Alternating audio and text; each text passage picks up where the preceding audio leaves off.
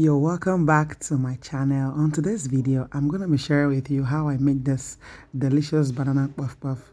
Do come with me to my kitchen. First of all, I'm just going to bring out these 3 overripe bananas and I'm going to blend them. Okay, I love bananas so much and we always have these overripe ones in the house. So instead of you not to waste them, just follow this recipe and you'll see how useful it's gonna be. So first of all, I blend the 3 bananas in a blender. I make it to be very smooth so that you will not have lumps inside. Then the next step, I took a clean bowl and I poured in my flour and the sugar, the nutmeg. I added pepper because I wanted it to be a little spicy, and I added my instant yeast.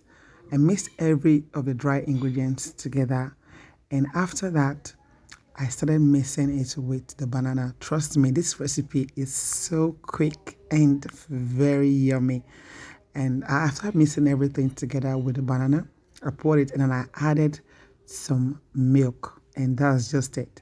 The milk, please do add it gradually so that it won't be too watery or too thick. So just add it gradually so that you can get a good consistency. Once you have a good consistency, you are good to go. So have you liked this video yet, and do you find it interesting? Please let me know in the comment section below if you like this video.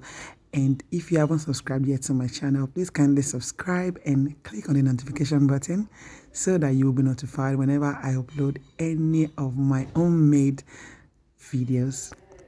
All right, as you can see, it's coming out gradually. I really wanted it to be very light, and that is the way I prefer it, because when I fry it, it becomes very soft.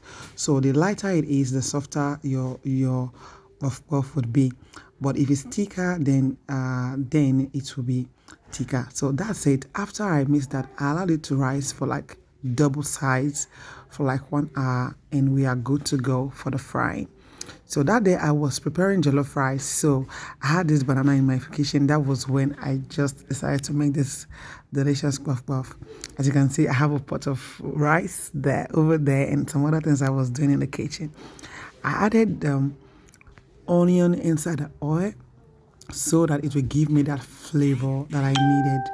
And after that, I used my hands to remove those excess hair inside the excess oil and hair inside the flour, inside the dough.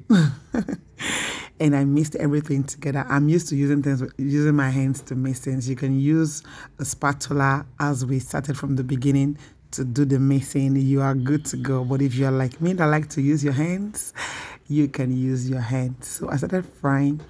I used this smaller one too, a spoon to cut it, because these ones are for my little baby. She loves it very small. Then after which I used a normal other spoon, a bigger spoon, to scoop it and put it inside the oil. Don't let the oil to be too hot so that it won't get burnt. Don't let the flame to be too high so it will not get burnt when you are frying. And just fry it to your desire, to your taste, the way you want it to be cooked. Once it's this golden, your puff puff is ready. So thank you so much for watching, and this puff puff, banana puff puff, was so delicious. Trust me, it was just very delicious with that banana taste inside of it, as if you were eating banana. Thank you so much for watching. Please let me know if you try this recipe. God bless you. Bye bye.